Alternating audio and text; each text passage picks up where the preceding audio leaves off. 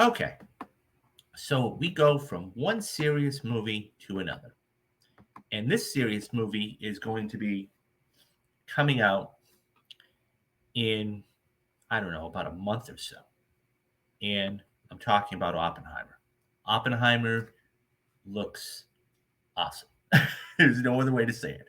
Oppenheimer looks amazing. Anybody that's seen the trailer or trailers that are out, this is just Christopher Nolan, and I mean, nothing is ever going to get to The Dark Knight. I think that's his masterclass, personally speaking. I mean, Inception was very good, Memento was very good, Dunkirk was awesome, but I think The Dark Knight was amazing in its masterclass, in my opinion. But this is going to be when we're done talking about Nolan. I think we're done. This is going to be in his top 5 films. I really, truly, honestly believe that. And so this comes to us from Variety, and it says Christopher Nolan cast a lot of, quote, a lot of real scientists, end quote, as Oppenheimer extras. We have to be faithful to history, he says.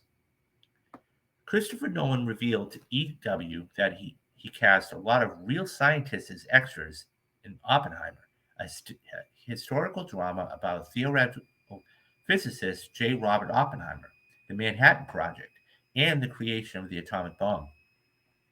The cast is full of stars such as Cillian Murphy, pictured there, Emily Blunt, Robert Downey Jr., Matt Damon, and Florence Pugh. So, so Blunt plays his wife, and but no one made it sure to bring in actual scientists for certain scenes to maintain the film's authenticity. We were in the real we were in the real Los Alamitos when we had all these real scientists as extras, Nolan said. We needed a crowd of extras to give reactions and improvise, and we were getting sort of impromptu, very educated speeches. It was really fun to listen to. Nolan continued, "You've been on sets where you get a lot of extras around, and they're more or less thinking about lunch. These guys were thinking about how the geopolitical implications of nuclear arms, and they knew a lot about it. It was actually a great reminder every day of we have to be really on our game, and we have to be faithful to the history here, and really know what we're up against." Murphy added to Entertainment Weekly about the cast. "Every day you had these phenomenal actors who are heroes of mine coming in. Every day you were having to raise your game to work with these legends. Everybody was so unbelievably well prepared. Every single actor, no matter what size their role or significance their character in history, each of them had the massive depth of knowledge that they could draw on. What Nolan While no one brought in real scientists to start, Murphy did not concern himself too much with the science behind the atomic bomb when prepping to play Oppenheimer. Instead, he read everything he could about the man himself. I prepped by doing awful lot of reading," Murphy told The Guardian last year. "I'm interested in the man and what it does to the individual. The mechanics, that's not really for me. I don't have the intellectual capacity to understand them, but these contradictory characters are fascinating." In his commitment to authenticity, Nolan also found a way to recreate atomic bomb explosions without using CGI. The filmmaker has always favored practical effects over visual effects. He even blew up a real plane for a Boeing 747 for Tenet. "I think recreating the Trinity test, the first nuclear war weapon detonation in New Mexico, without the use of computer graphics was a huge challenge to take on," Nolan told Total Film Magazine earlier this year. "Andrew Jackson, my visual effects supervisor, I got him on board early on and was looking how we could do a lot of the visual elements of the film practically, from representing quantum dynamics and representing quantum physics to the Trinity test itself to recreating with my team Los Alamos up in a mesa in New Mexico in extraordinary weather, which a lot a lot of which was needed for the film in terms of the very harsh conditions out there. There were huge practical challenges." Oppenheimer is set to open in theaters nationwide July 21st from Universal Studios. Okay, let's talk about this because this is huge. The fact that they did this practically. Um, Florence Pugh might play his first wife or the lady he has as a side chick. Yeah. So I don't know exactly. I think she might be one of the scientists or the lady who left her husband. Um, I'm not sure. As a matter of fact, you know what? I don't know. I'm going to actually bring her name up, and I will tell you what her role is. And then, so yeah, I don't know exactly what the I could be wrong.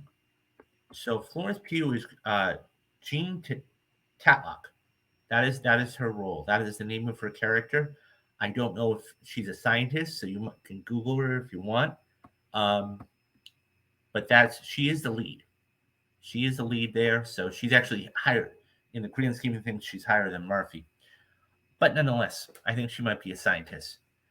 But this looks outstanding.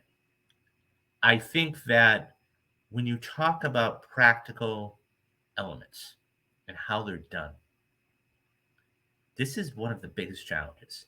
So we just saw Top Gun Maverick this last year. I had the privilege of going to a Q&A with and watching Top Gun Maverick and going to a Q&A with Joseph Kosinski. And he talked about how Tom Cruise wanted to hold it because he knew it was going to be a moneymaker, and it was. But one of the biggest things that he did was that it was all practical effects. And the fact is, when you're doing practical effects, it's a lot because anybody can do CGI, but it's what can you do with that and how you do it.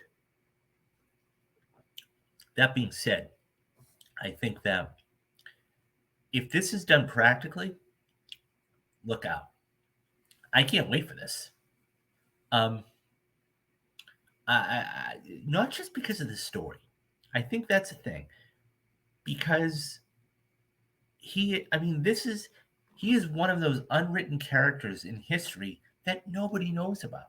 We all know that the atomic bomb was dropped in Japan, but we don't know the story behind it. And that's what makes it so fascinating and interesting. Um, I think that when you're talking about a film and a man that had to deal with all of this, and by the way, they didn't even know this was going to work. They didn't even know if this was going to work. And that's a big thing, too. Um, you see this picture here with, Matt Damon, who stars in this, is the general, or one of the chief of staff, one of the military guys. I think no one's outdone himself. But getting back to the practical effects, the reason why they use practical effects in Top Gun Maverick is Tom wanted to make it look authentic. And that's what he's wanting to do here. He wants to make it look authentic.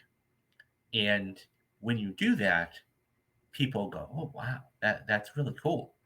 So if the acting is as good as the cast is, look out. Because here's the thing. This is Cillian Murphy's fifth film with Christopher Nolan. People forget about that. This is his fifth film with him, right? Everybody remembers him from like Batman Begins, right, as Scarecrow, but this is his fifth film, so he knows what he wants. Um, I hear they're talking. There's talks of another one. I think spinoffs, probably. Um, this is going to be um, awesome, and I can't wait to see this. And I think that look out, you could see some Academy Award nominations for this. I'm telling you right now, there's a chance that you might see some Academy Award nominations for this. But anyways, guys, what do you think about Oppenheimer? What do you think about Christopher Nolan coming out and saying, "I did all these effects practically, so I could get more authenticity"?